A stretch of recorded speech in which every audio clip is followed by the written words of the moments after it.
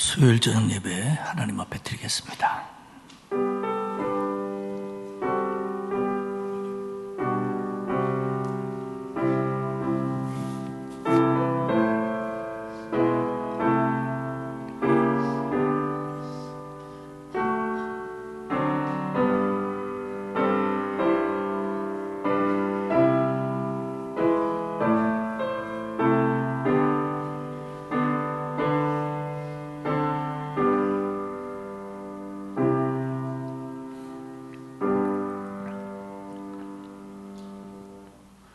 분주한 하루 속에서도 저희들을 지켜주시고 수요일 저녁 예배 자리로 불러주셨으니 감사합니다. 하나님, 예배 순서를 통하여 하나님께 영광 돌리게 하시고 이 예배를 통해서 주시는 하나님의 은혜로 기뻐하게 하옵소서. 감사드리며 예수님의 이름으로 기원하옵나이다. 아멘. 543장 부르겠습니다. 이 찬송 부르고 강미숙 권사님 기도하시겠습니다.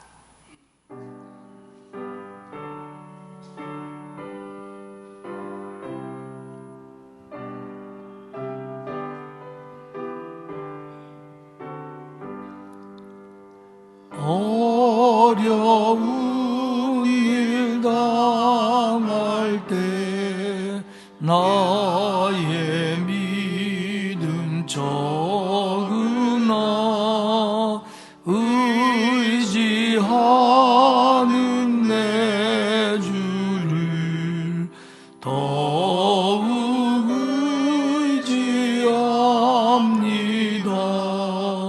세월 지나갈수록 의지할 것뿐일세. 무슨 일을 당해도 예수 의지합니다. 성령께서 내 마음 밝히 비춰주시니 인도하심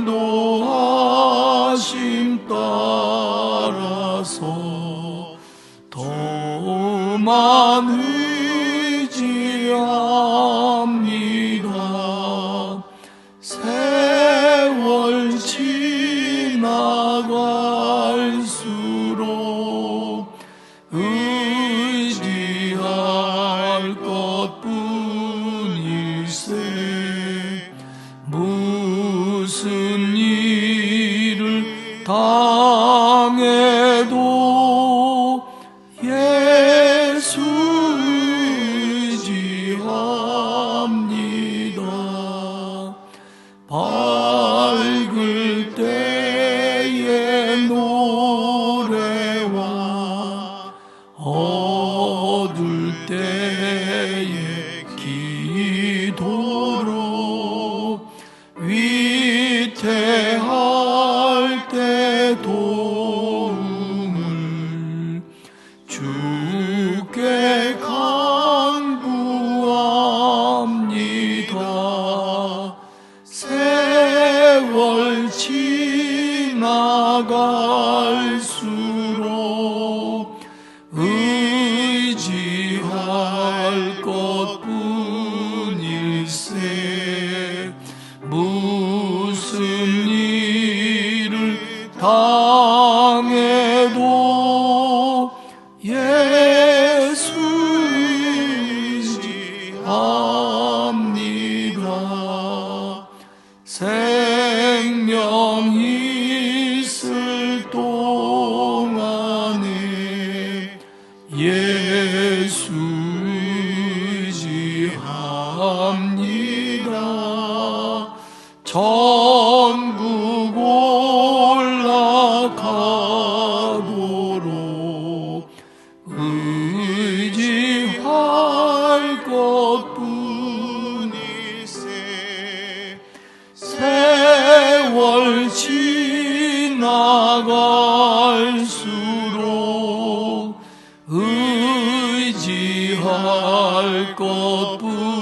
것뿐일세 무슨 일을 당해도 예수 의지합니다. 기도드리겠습니다. 사랑의 하나님, 감사합니다.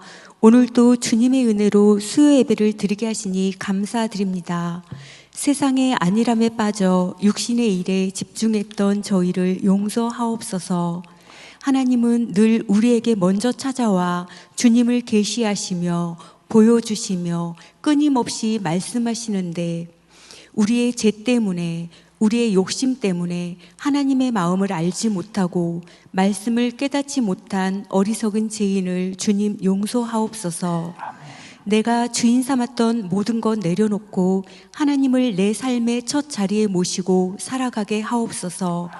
오직 모든 시선을 주님께 두고 생명이신 예수님께 집중하게 하옵시고 주님의 부르심에 날마다 아멘으로 순종하는 저희들 되게 하옵소서. 아멘. 우리의 자금을 통해 하나님 크게 일하심을 믿습니다. 우리 강서교회를 위해 기도합니다. 하나님의 부르심에 순종하며 주님의 마음을 시험케 하는 교회 되게 하심을 감사드립니다. 모든 성도들이 서로 합력하여 선을 이루어가며 온전한 진리가 선포되게 하시니 감사드립니다. 믿음이 연약한 지체들을 말씀으로 세워주며 어려운 이웃을 돌아보며 예수님의 거룩함과 진실함과 사랑으로 선한 청지기의 역할을 감당하게 하옵소서. 아멘. 모든 성도들의 믿음이 반석 위에 세워짐으로 만왕의 왕이신 하나님만 경외하며 예배할 때 주님의 놀라운 역사가 일어나게 하실 줄 믿습니다. 우리의 헌신을 통하여 주님의 놀라운 일들이 삶 가운데 임하여 주시옵소서. 질병과 투병으로 치료 중에 계신 성도님들의 건강을 회복시켜 주시옵고 물질의 어려움과 삶에 지쳐있는 성도님들을 위로하시고 마음의 평강을 부어 주시옵소서. 아멘. 전능하신 하나님을 의지하며 주님 앞에 엎드려 간구할 때 우리의 기도를 응답하여 주시옵소서. 우리 이독한 담임 목사님의 영육을 날마다 강건케 하시고 하나님의 계획과 섭리 가운데 선하게 쓰임받게 하시고 주님과 늘 동행하게 하옵소서. 부목사님들과 전도사님, 선교사님들에게도 동일한 은혜를 베풀어 주시옵시고 가정의 자녀들을 축복하옵소서. 이 나라를 위해 기도합니다. 주님, 이 나라를 긍휼히 여겨 주시옵소서. 하나님께서 이 나라의 질서를 세우기 위해 믿는 자들을 사용하심을 믿습니다. 하나님의 뜻을 분별하여 정치, 경제적 문제를 지혜롭게 이끌어갈 수 있도록 주님 도와주세요. 소망 되신 주님만을 의지합니다. 아버지, 오늘 귀하고 복된 말씀 증거하시는 이덕한 목사님에게 성령의 기름 부으심의 은혜와 지혜가 충만케 하옵시고 말씀을 듣는 저희들이 좋은 밭이 되어 우리의 심령에 잘 심겨져 우리의 굳어진 마음을 부드럽게 하사 온수까지도 사랑하며 십자가의 길, 좁은 길을 걸어가는 승리하는 삶 되게 하옵소서. 내일부터 추석 명절입니다. 믿음의 사람으로서 친척들, 친지들에게 그리스도인의 풍성한 사랑과 온유함과 겸손함으로 믿음의 본이 되게 하옵시고 화목한 천국 가정 이뤄가게 하옵소서. 오늘 주님 앞에 아름다운 찬양 올려드리는 누디아 찬양대의 찬양을 흠양하여 주시옵시고 대원들을 축복하옵소서. 우리의 예배를 기뻐 받아 주시옵소서. 예수 그리스도의 이름으로 기도드립니다. 아멘.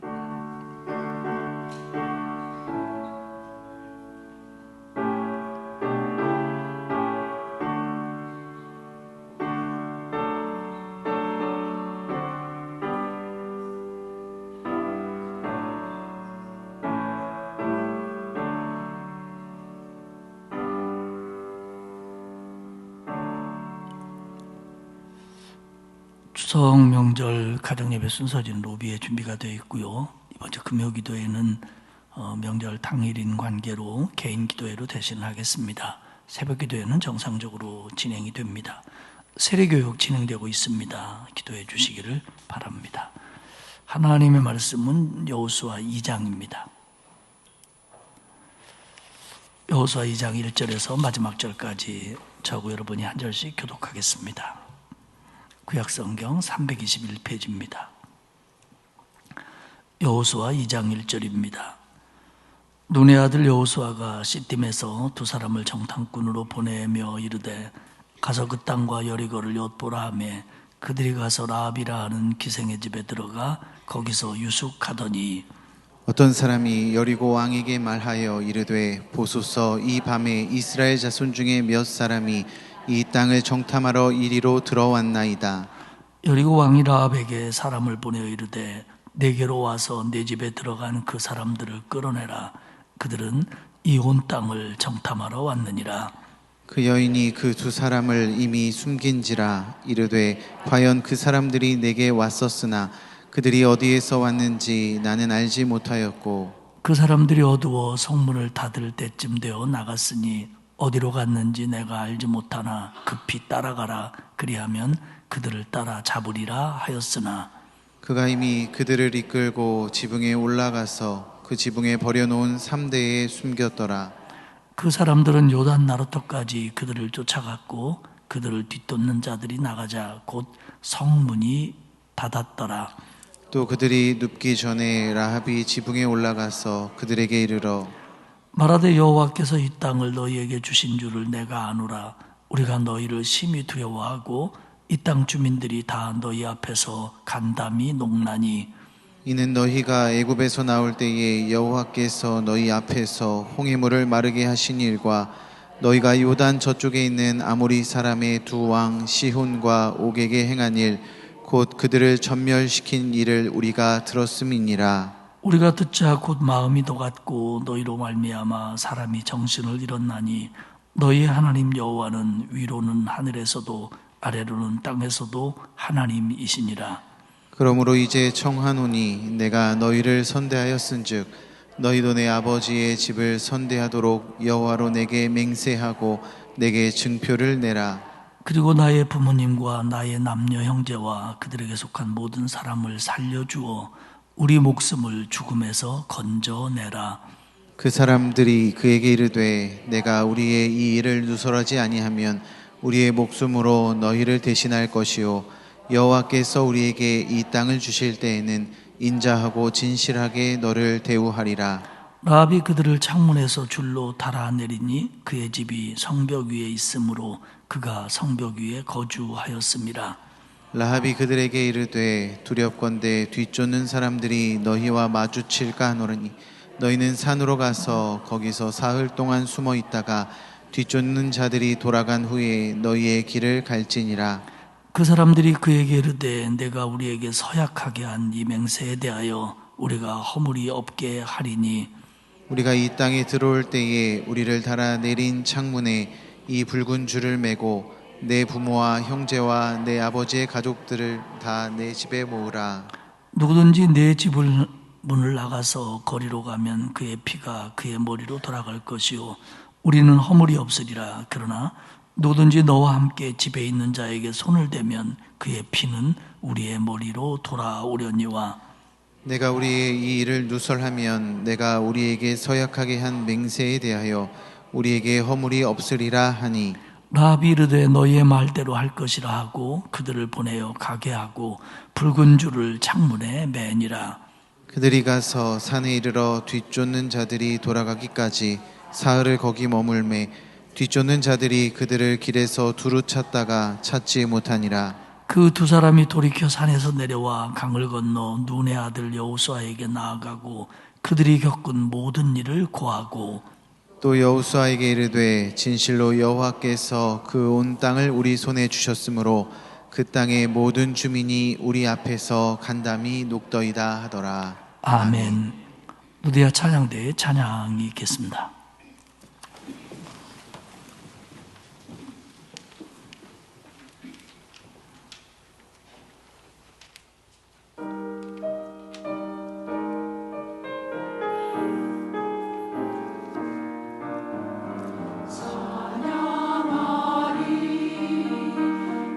거룩하신 주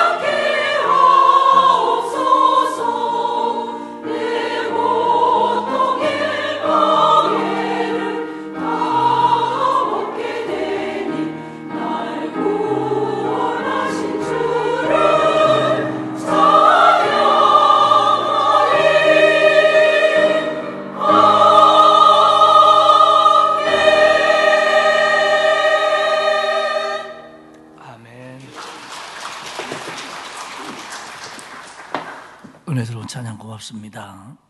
마음이 분주한 그런 날인데 그래도 많은 분들이 찬양해 주셔서 고맙습니다. 여호수아는 요단을 건너 가나안 땅을 차지하라고 하는 하나님의 말씀에 순종하면서 두 사람의 정탐꾼을 여리고로 보냅니다. 40년 전 모세가 가데스 바네아에서 12정탐꾼을 가나안 땅에 보냈던 것처럼 그렇게 정탐꾼을 보내요. 우리는 여기서 이런 생각을 할 수 있습니다. 아니, 하나님이 들어가라 하셨으면 들어가면 되지, 믿음으로 가면 되지, 뭐 정탐할 필요가 있을까, 이렇게 생각할 수 있습니다. 그러나 성경을 보면 하나님이 역사하실 때에도 사람들이 준비해야 될 것들이 있더라고요. 만약에 여호수아가 정탐꾼을 보낸 것이 하나님의 뜻이 아니었다면 하나님께서는 여호수아를 크게 책망하셨을 겁니다. 너 왜 믿음이 없냐? 내가 가라고 하면 가지, 정탐꾼을 왜 보내는 거냐? 그 인간적인 수단 아니냐? 아마 이렇게 말씀하셨을 거예요. 그런데 그런 말씀도 없을 뿐더러 이 정탐꾼을 통한 결과들이 선한 열매로 나타나는 것을 볼 때 이것은 하나님 뜻과 어긋나는 일이 아니라는 걸 우리는 발견할 수 있습니다. 그렇기 때문에 하나님의 뜻이 분명하고 그것이 맞다고 할지라도 우리가 해야 될 일은 해야 맞습니다. 저는 언젠가 어느 부흥회에 참석을 했는데 목사님이 그런 설교를 하시는 거예요. 누구네 집 아들이 막 기도를 많이 하고 그랬는데 하나님이 그렇게 축복해 줘갖고 시험을 보는데 1번에 2번, 제가 들은 얘기 제가 했다는 게 아니고요, 2번에 3번 이래가지고 S대학에 붙었다고 그래갖고 참 좋겠다. 그리고 공부 안 하고도 1번에 2번, 2번에 3번, 하나님 그건 아니잖아요, 4번 이렇게 하면 얼마나 좋을까 생각했는데 죄송합니다만은 그 얘기를 듣고 저는 그렇게 믿음이 크게 안 생기더라고요. 그리고 우리 집에도, 나의 경우도, 우리 교회도 그런 일이 좀 일어났으면 좋겠다 이런 생각이 별로 안 들더라고요. 모르겠어요. 어쩌다가 2번인지 3번인지 막 공부 열심히 했는데 막 헷갈릴 때 그때 하나님이 생각나게 해줘서 맞추는 거, 이건 얼마든지 필요한 은혜고 있어야 될 은혜지요. 그러나 공부도 안 했는데 갑자기 1번에 2번, 3번에 2번 그러면 이거 참 곤란하지 않을까 이런 생각을 해요. 그렇기 때문에 우리가 아무리 하나님 응답하시고 하나님 역사하신다고 할지라도 우리가 기도해야 될 것, 우리가 준비해야 될 것, 우리가 행할 것은 해야 됩니다. 왜냐하면 하나님은 때로는 그런 거 없이도 역사하시고 그런 걸 초월해서 역사하시는 하나님이지만 그렇다고 할지라도 우리는 우리 해야 될 일을 하는 게 하나님 앞에서의 하나님의 사람이 해야 될 일입니다. 그건 하나님의 말씀을 못 믿거나 하나님의 능력을 못 믿어서가 아니라 하나님의 능력을 못 믿어서 그것과 반하는 행동을 하면 안 되죠. 그러나 하나님의 말씀을 믿고 그 인도하심을 믿더라도 우리가 할 수 있는 일, 우리가 해야 할 일은 하는 게 맞다고 성경은 우리에게 가르쳐 줍니다. 첫 번째 얘기는 이제 두 정탐꾼의 얘기입니다. 오늘 여호수아 2장 1절에 보면 라합이라고 하는 기생의 집에 들어가 두 정탐꾼이 유숙을 합니다. 우리는 기생의 집 하면은 좀 이미지가 안 좋은데 물론 라합의 집이 그런 특성을 갖고 있긴 해요. 그러나 이 시대의 상황으로 볼 때 이거는 우리 사극에 나오는 주막 같은 집입니다. 오늘로 말하면 여관, 식당, 주막을 겸하는 그런 집. 왜냐하면 이런 데가 여러 사람이 오고 가는 곳이고요, 또 객들도 오는 곳이기 때문에 신분 노출이 될 염려도 적고, 그리고 거기서 여러 가지 정보도 수집할 수 있었기 때문에 정탐꾼들이 들어가 머물기에는 아주 적절한 집이었습니다. 그리고 1절에 우리 성경에는 안 나와 있는데 원문에는 이 여호수아가 보내면서 굉장히 비밀스럽게 보낸 뉘앙스가 들어 있습니다. 그런데 보내기는 비밀스럽게 보냈는데 금방 들켰어요. 2절에 보면 그래서 어떤 사람이 눈치를 채고 여리고 왕한테 하는 말이 이스라엘 자손 중에 몇 사람이 이 땅을 정탐하러 왔습니다 라고 보고했고 그 사람들이 기생의 집에 들어갔습니다까지 보고를 합니다.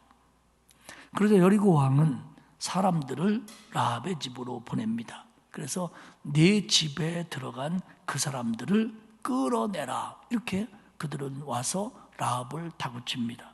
그러니까 지금 정탐꾼은 나름대로 비밀스럽게 조심스럽게 기생의 집에 왔는데 여리고 성의 왕과 신하들은 다 알고 있는 거예요. 이 얘기는 여리고라고 하는 성읍이 그렇게 호락하고 만만한 성이 아니었다라는 얘기입니다.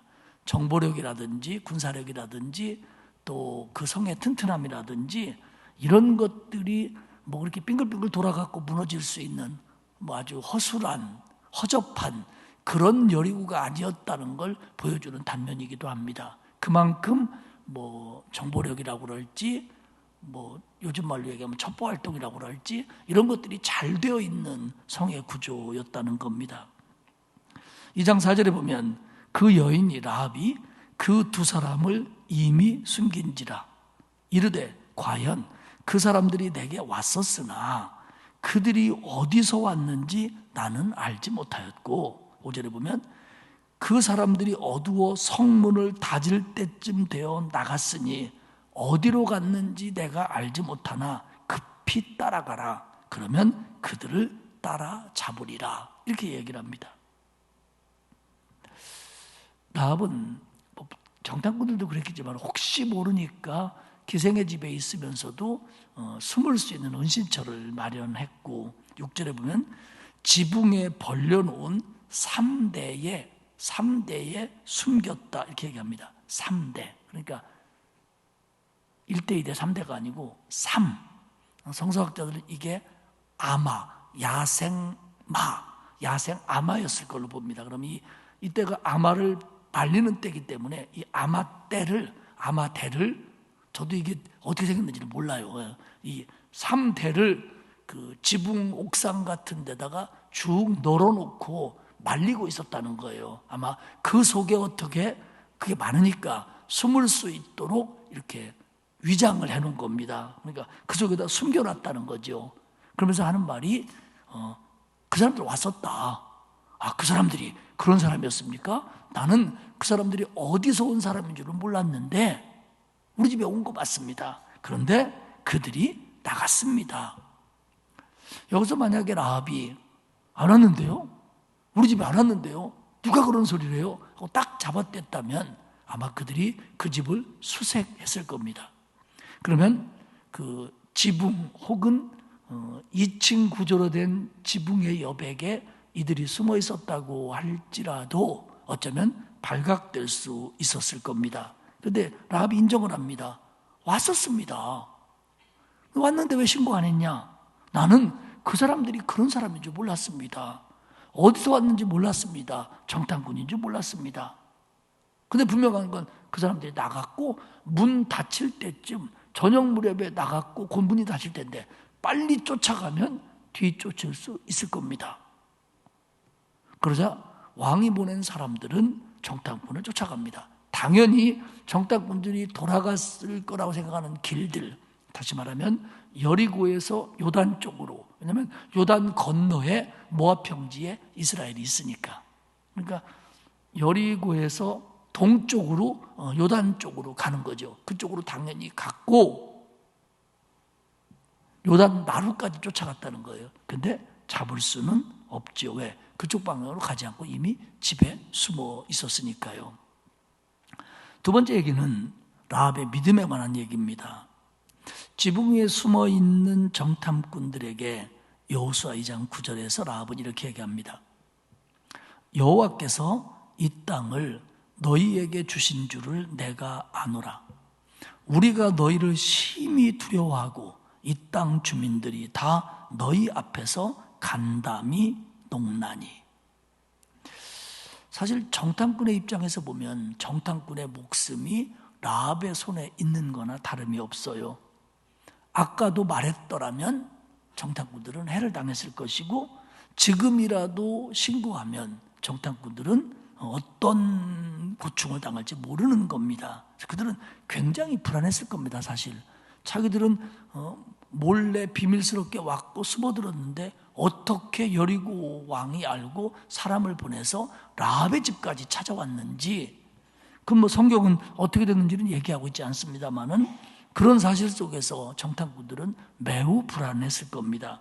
근데 그때 라합은 몇 가지 얘기를 합니다.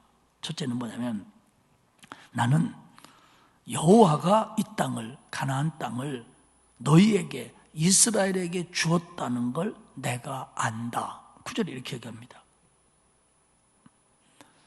라합이 가나안 여인이에요. 이방 여인이에요. 그런데 여호와 하나님을 알고 있고 이 땅을 하나님께서 이스라엘 백성에게 주었다라는 사실도 자기는 알고 있다는 겁니다.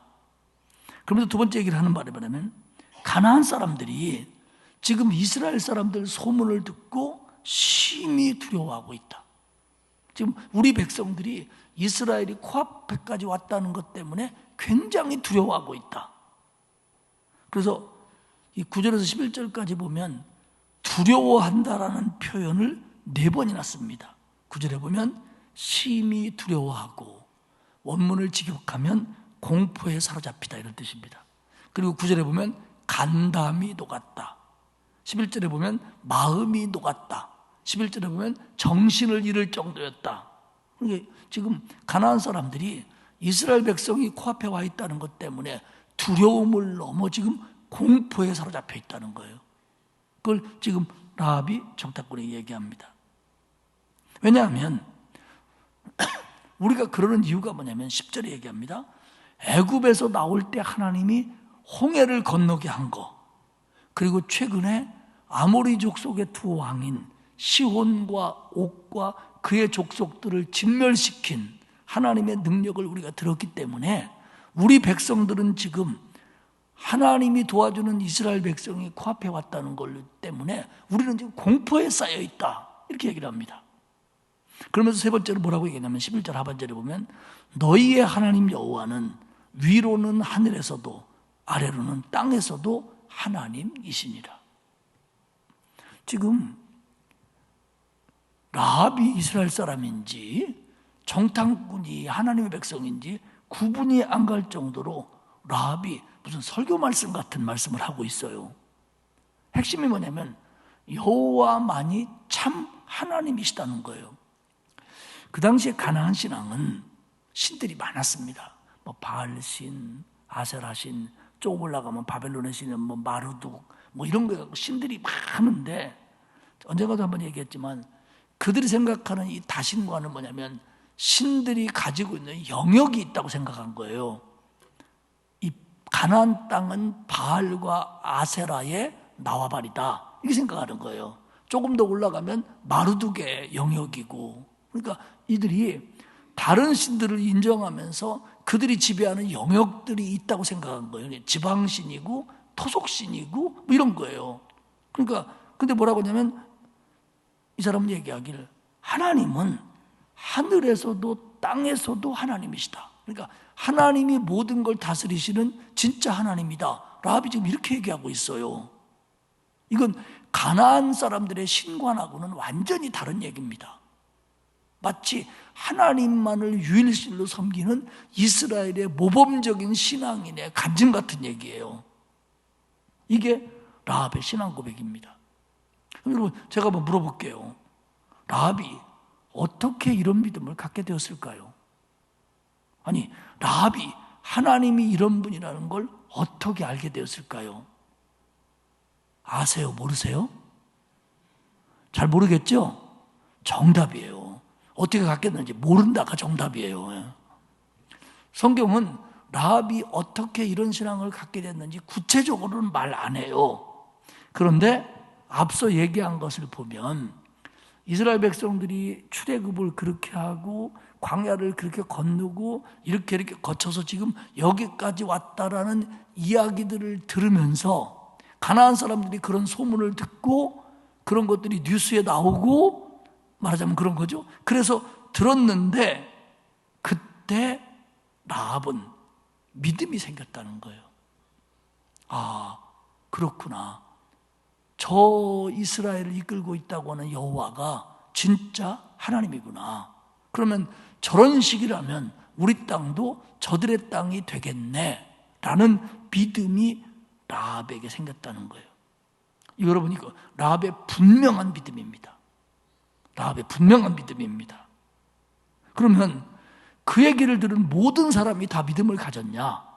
가나안 땅에 있는 사람들 중에 라합만 소문이 들은 게 아니고 옆집에 사는 개똥이 칠순이 다 들었는데 그들이 그런 믿음을 가졌냐? 아니라는 거죠. 그들은 그런 믿음을 갖지 않았어요.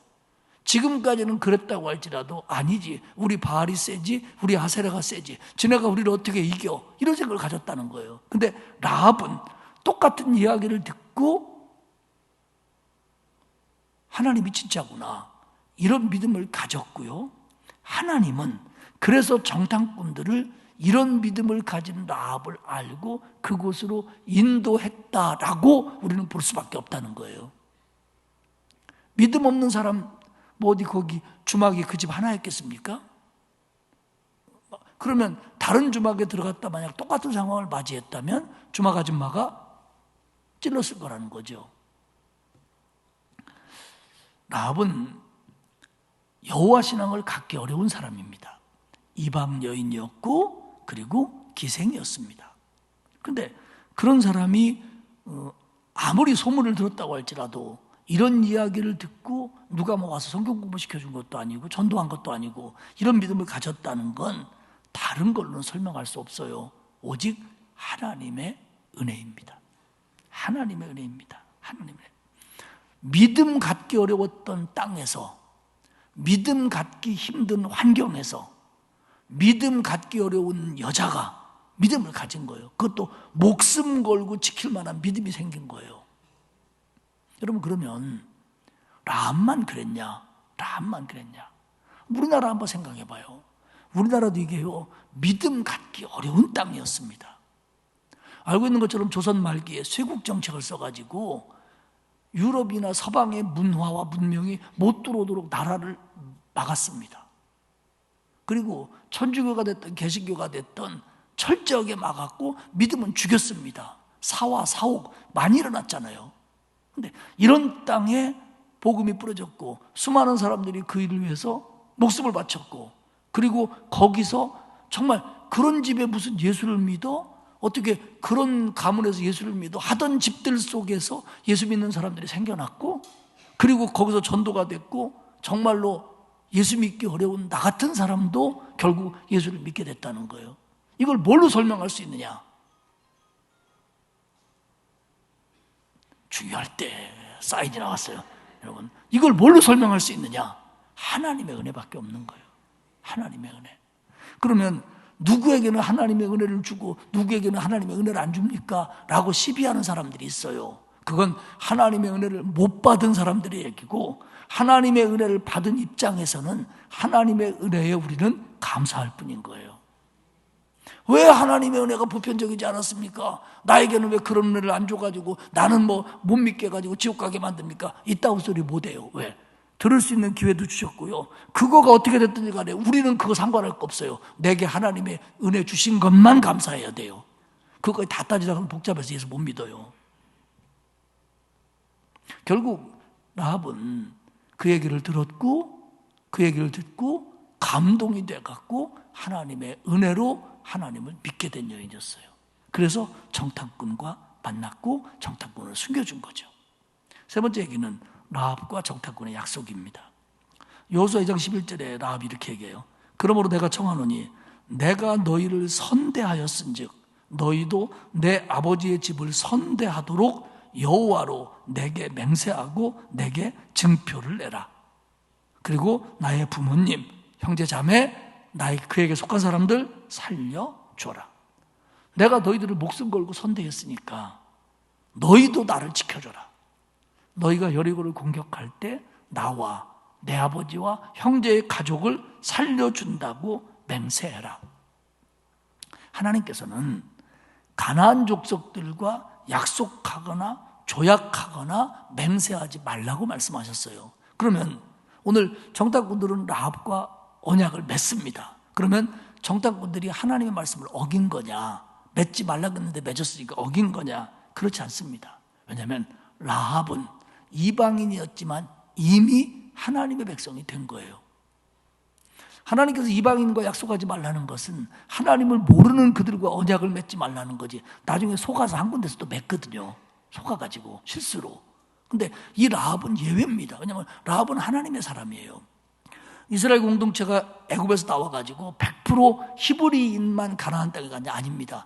이 광야 40년 동안 이 대열에 합류한 사람들, 애굽에서 나올 때 따라 나온 또 다른 족속들까지도 결국 이스라엘 공동체가 되어서 가나안 땅에 들어갑니다.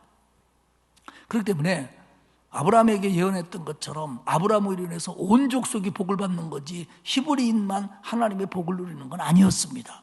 그렇기 때문에 라합과 정탐꾼들이 맺은 언약에 대해서는 이방인과 맺은 언약이다, 실수다, 잘못됐다 그렇게 말하면 안 됩니다. 왜냐하면 그녀는 이미 하나님의 백성이었으니까요. 정탐꾼들이 약속합니다. 라합, 당신이 누설하지 않는다면 우리의 목숨으로 너희를 대신할 거다. 여호와께서 우리에게 이 땅을 주실 때에 우리가 인자하고 진실하게 너를 대우하리라. 오케이, 약속 맺읍시다. 그래서 라합은 정탐꾼을 도피시켜줍니다.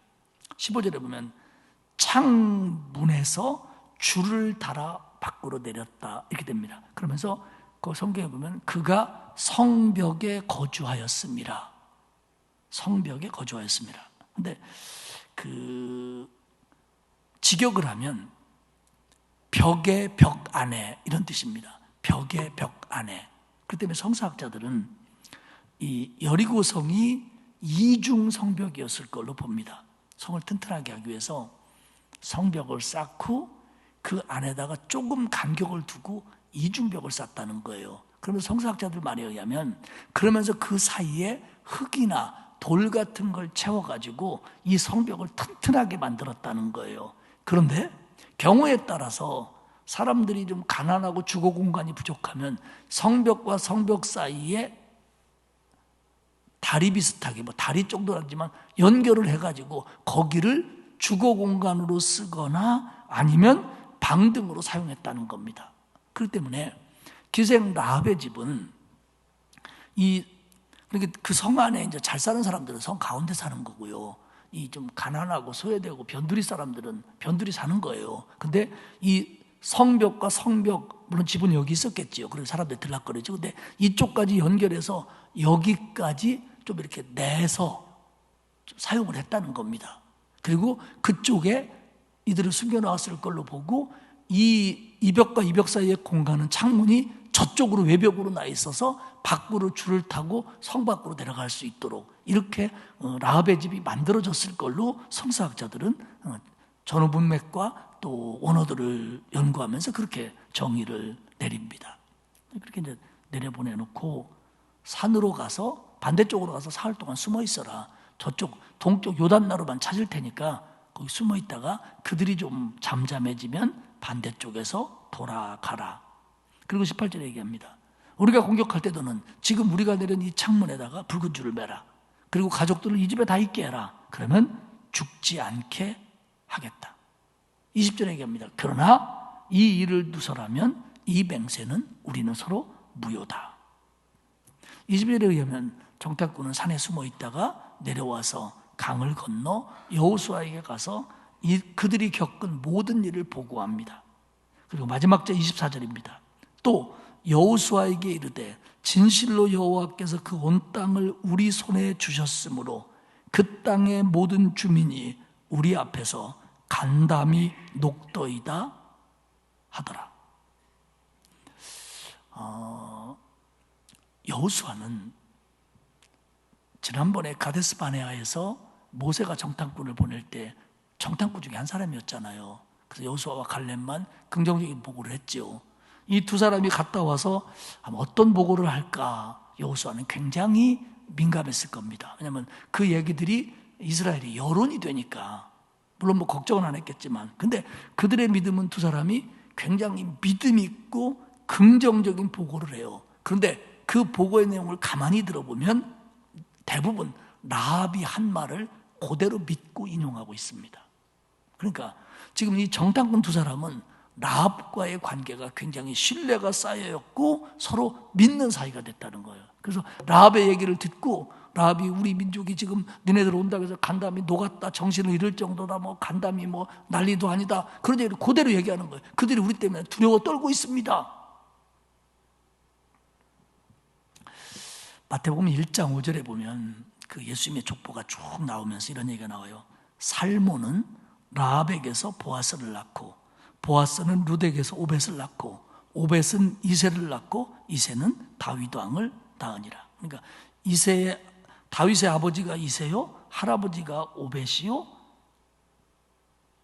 증조 할아버지가 먼저입니까? 고조 할아버지가 먼저입니까? 증조 할아버지. 진조 할아버지나 증조 할아버지가 같은 얘기죠. 증조 할아버지가 보아스고 고조 할아버지가 살몬인데 라합이 다윗 왕의 고조 할머니입니다.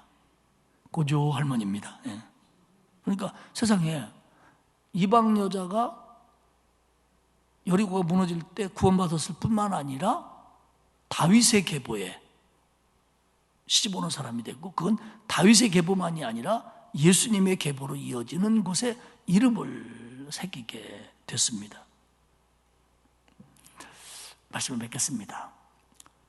결정적으로 이방 여인이었습니다. 그리고 기생입니다. 소외된 여자예요. 변두리 인생입니다. 뭐 어떤 성서학자들은 뭐 기생 더 이하였을 거다 그렇게 보기도 해요. 근데 하나님께서 전혀 예상하지 못한 방법으로 전혀 예상치 않았던 사람을 은혜를 베풀어서 믿음을 주게 하고 하나님의 역사에 이바지하게 하고, 그 여자가 무슨 힘이 있습니까? 그러나 결과적으로 이스라엘이 여리고를 점령하는데 굉장히 이바지하는 거예요. 그리고 다윗의 계보에 들어오게 되고요.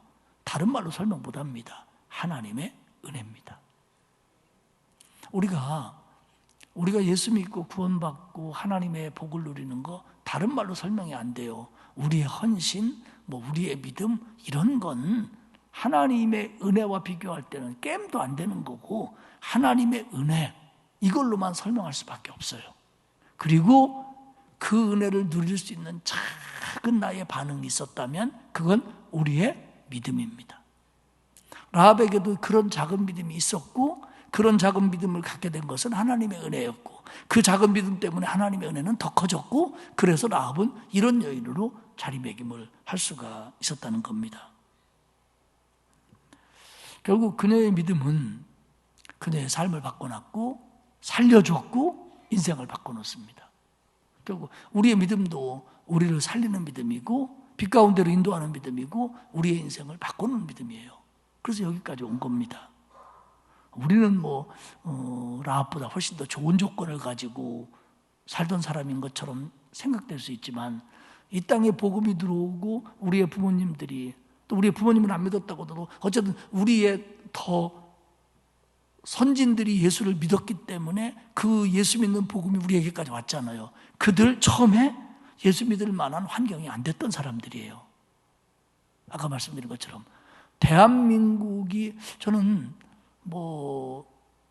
그렇게 여러 나라를 가보지 못했습니다만 특별히 이렇게 우리가 선교하는 동남아 나라들을 볼 때 대한민국 케이스는 정말 은혜 중에 은혜의 케이스예요. 이렇게 예수 많이 믿고 이렇게 성장하고 또 이렇게 선교사를 보낼 수 있고, 이런 은혜가 다른 나라들 속에서 빈번하게 일어나는 일이 아닙니다. 우리에게 주신 하나님의 은혜예요. 그러나 우리도 예수 믿기에 적절한 환경이 아니었다는 거죠.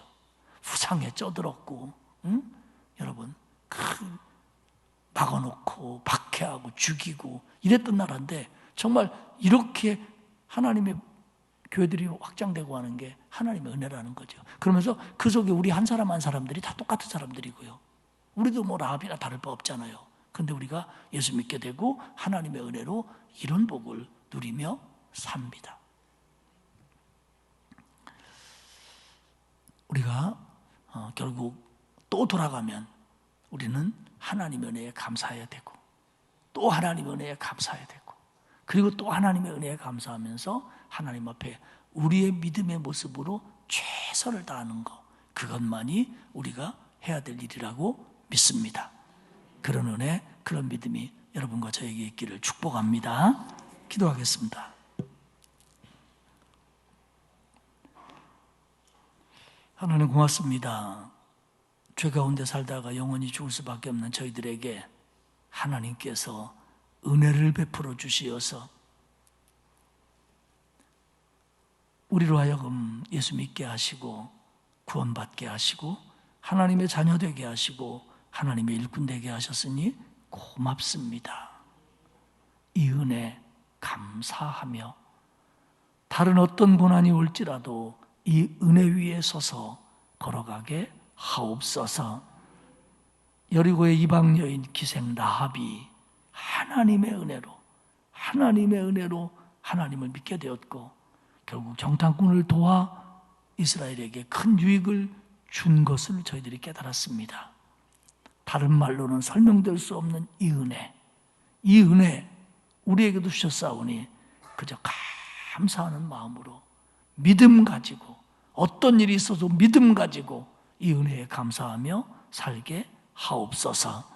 감사드리며 예수님의 이름으로 기도합니다. 아멘. 545장 찬송하겠습니다.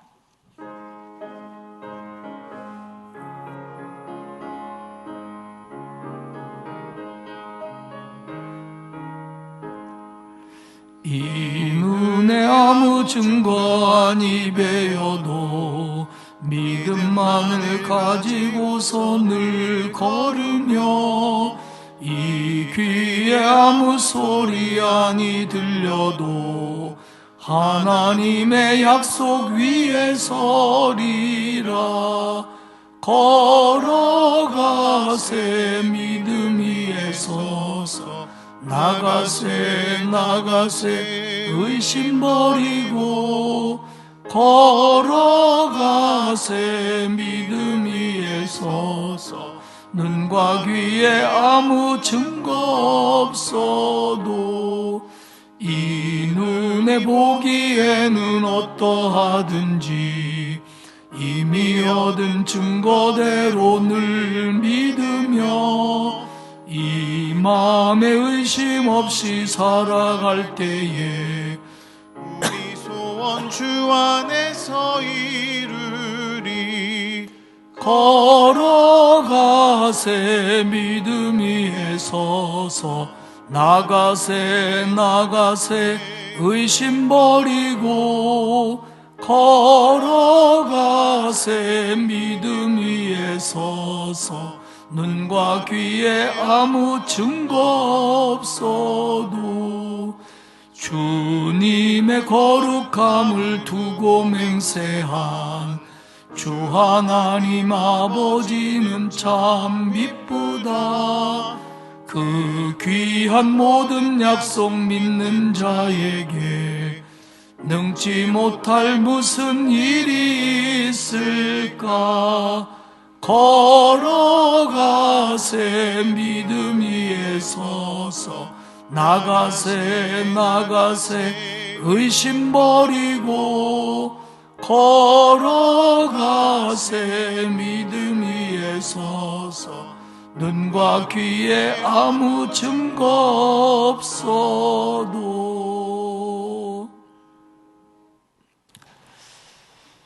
우리 옆에 계신 분들과 이렇게 인사하겠습니다. 하나님의 은혜입니다. 믿음으로 걸어갑시다. 하나님의 은혜입니다. 믿음으로 걸어갑시다. 기도하겠습니다. 하나님, 기생 라합의 일들을 통해서 하나님의 은혜가 얼마나 큰 것인지 깨닫게 하시니 고맙습니다. 그 크신 은혜가 내게도 똑같이 임했음을 깨달아 가슴 벅차하며 감사하며 살 수 있도록 믿음 더하여 주옵소서. 우리 눈에 어떻게 보이든 어떤 일이 있든 고난이 찾아오든 그것보다 훨씬 큰 하나님의 은혜를 기억하며 하나님을 믿음으로 바라보고 신뢰하며 따라감으로 그 힘으로 이겨내게 하옵소서. 추석 명절 연휴를 맞이하여 오구하는 성도들 또 자녀들 기억하셔서 안전하게 하시고 가족과 친지 만날 때 기쁨이 있게 하시고 하나님의 은혜가 넘치게 하옵소서. 이번 한 주간 하나님의 은혜 속에서 기쁨 가운데 살고 또 주일이면 하나님을 찬송하며 영광 돌리게 하시옵소서. 귀한 예물 바친 손길이 있습니다. 주님 받아주시고 응답하시며 은혜와 복을 내려 주옵소서. 감사드리며 예수님의 이름으로 기도합니다. 아멘. 하늘에 계신 우리 아버지, 아버지의 이름을 거룩하게 하시며 아버지의 나라가 오게 하시며 아버지의 뜻이 하늘에서와 같이 땅에서도 이루어지게 하소서. 오늘 우리에게 일용할 양식을 주시고 우리가 우리에게 잘못한 사람을 용서하여 준 것 같이 우리 죄를 용서하여 주시고 우리를 시험에 빠지지 않게 하시고 악에서 구하소서.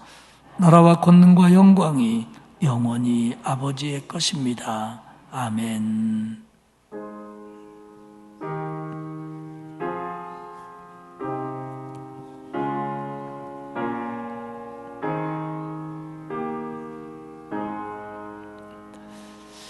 오늘 말씀 마음에 새기시면서 한 목소리로 기도하시다가 자유롭게 귀가하시도록 하겠습니다. 기도합니다.